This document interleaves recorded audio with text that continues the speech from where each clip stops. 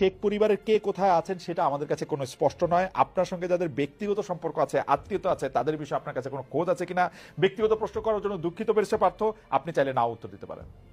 না, আমি জানি না, আমার সাথে কোনো কিছু নেই আছে। না, আপনি আপনি যখন আমাকে বলেন প্রোগ্রাম করা হয়, তাহলে সাবেক প্রধানমন্ত্রী শেখ হাসিনার মুখ থেকে রাজাকারের বাচ্চার কথা কি প্ল্যান করা ছিল? আবু সাইদকে গুলি করা কি প্ল্যান করা ছিল?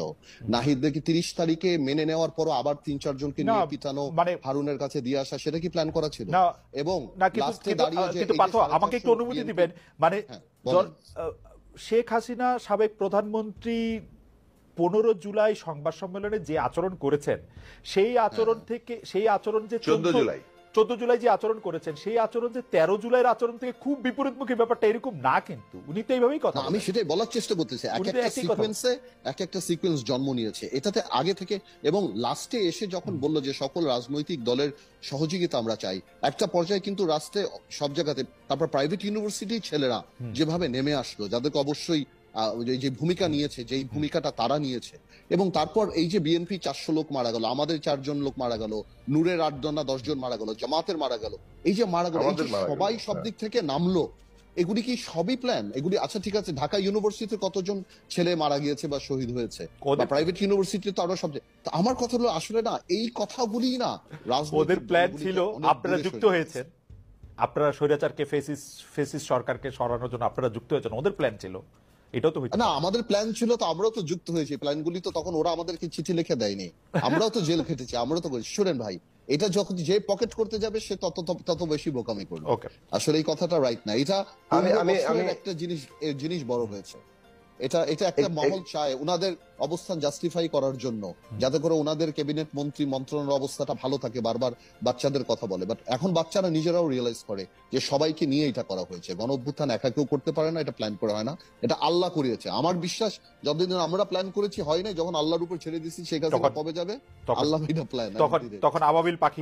আমি আমাকে একটু 30 সেকেন্ড দেন। সেটা হচ্ছে যে দেখুন, আমি ছাত্র নেতৃবৃন্দের যে ভূমিকা, সেটাকে কোনোভাবে আমাদের খাটো করার কোনো চেষ্টা আমার বক্তব্যের মধ্যে নাই। আমি বলতে চাইছি যে এই পুরো আন্দোলনের যে সিকোয়েন্সে তাদের প্রত্যেকটি অংশে খুবই গুরুত্বপূর্ণ ভূমিকা রেখেছেন, খুবই অসাধারণ ভূমিকা রেখেছেন। কিন্তু আমি শেষ করি, 28 অক্টোবরের আগেও 28 অক্টোবরের পরেও আমরাও কিন্তু পরিকল্পনা করেছি এই ফ্যাসিস্ট সরকারের বিরুদ্ধে একটা গণ অভ্যুত্থান করা।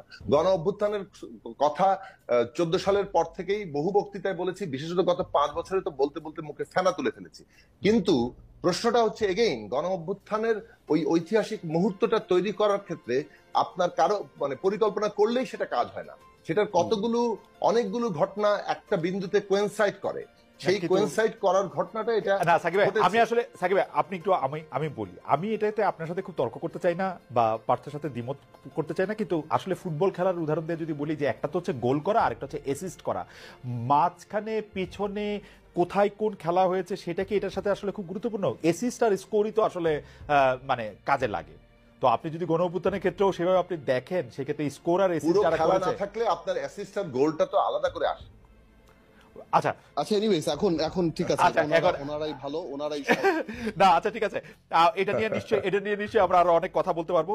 কে কোথায়, না আমি কথা বলি, আপনি এটা খালেদ, আমরা যেটা আলোচনা করছি, এই যে জমিনটা তৈরি হয়েছে, যে কারণে ধরুন মানে এই যে নেমে পড়েছে ঢাকা সহ বিভিন্ন অঞ্চল, আওয়ামী লীগের তারা আওয়ামী লীগ এত খারাপ শাসন করেছে, আওয়ামী লীগের কৃতিত্ব, আওয়ামী লীগ এত খারাপ শাসন করেছে যে সবাই বিরক্ত ছিল আওয়ামী লীগের উপর।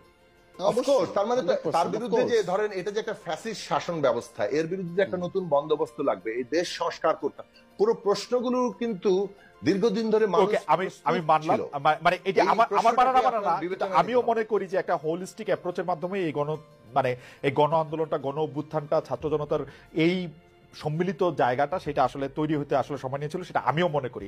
কিন্তু যারা অন্যরকম মনে করে তাদের জন্য এই প্রশ্নটা করা। আমি আবার একটু অন্য প্রশ্নে আসি, জনাব আদিলুর রহমান পার্থ, আমাদের খুব বেশি সময় নাই। আমরা দেখছি যে শেখ পরিবারের কে কোথায় আছেন সেটা আমাদের কাছে কোনো স্পষ্ট নয়। আপনার সঙ্গে যাদের ব্যক্তিগত সম্পর্ক আছে, আত্মীয়তা আছে, তাদের বিষয়ে আপনার কাছে কোনো খোঁজ আছে কিনা ব্যক্তিগত প্রশ্ন করার জন্য দুঃখিত ব্যারিস্টার পার্থ, আপনি চাইলে নাও উত্তর দিতে পারেন। না, আমি জানি না, আমার সাথে কোনো কিছু নেই আছে।